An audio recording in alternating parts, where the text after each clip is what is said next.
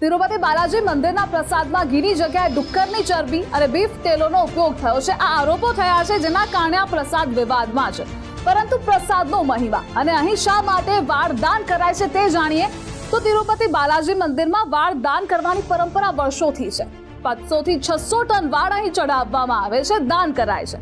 વાળ એ વ્યક્તિનો ખૂબ જ ખાસ ભાગ કહેવામાં આવે છે, તેથી જો કોઈ વ્યક્તિ તિરુપતિ બાલાજી પાસે જાય છે અને વાળદાન કરે છે તો શ્રી વેંકટેશ્વર તેને સમાન ધનવાન બનાવે છે, તેમની સમસ્યાઓ દૂર કરે છે। મંદિર પ્રશાસન આ જ વાળની હરાજી પણ કરે છે અને આવક પણ કરે છે, અને તેમાં પણ એક પ્રક્રિયાને ફોલો કરવામાં આવે છે, એટલે કે જે દાનમાં આપેલા વાળ હોય છે તેને પહેલા સાફ કરાય છે, પહેલા ઉકળવામાં આવે, ધોવામાં આવે, સુકાઈ ગયા પછી તેને સ્ટોરેજ માટે મોટા વેરહાઉસમાં રાખવામાં આવે છે।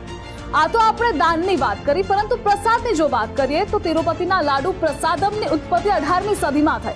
2009માં તિરુપતિ લાડુને ભૌગોલિક સંકેત GI ટેગ મળ્યો અને 3 પ્રકારના લાડુ અહીં ચઢાવવામાં આવે છે। પ્રોક્તમ લાડુ, આ લાડુ એ કદમાં નાનો છે, જે દર્શન માટે આવતા ભક્તોને વિનામૂલ્યે અપાય છે। સેકન્ડ છે અસ્થાનામ લાડુ, તે ખાસ તહેવારો અથવા પ્રસંગોએ બનાવવામાં આવે છે અને આ પ્રોક્તમ લાડુ કરતાં થોડો મોટો હોય છે। કલ્યાણોત્સવમ લાડુ, આ લાડુની સૌથી વધારે માંગ છે। આ અર્જિતા સેવા અને કલ્યાણોત્સવમાં ભાગ લેનાર ભક્તોને આપવામાં આવે છે।